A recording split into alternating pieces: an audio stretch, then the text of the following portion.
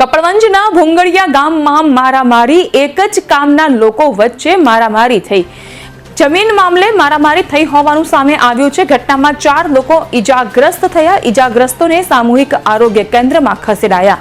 Police જવાનો ઘટના સ્થળે દોડી આવ્યા।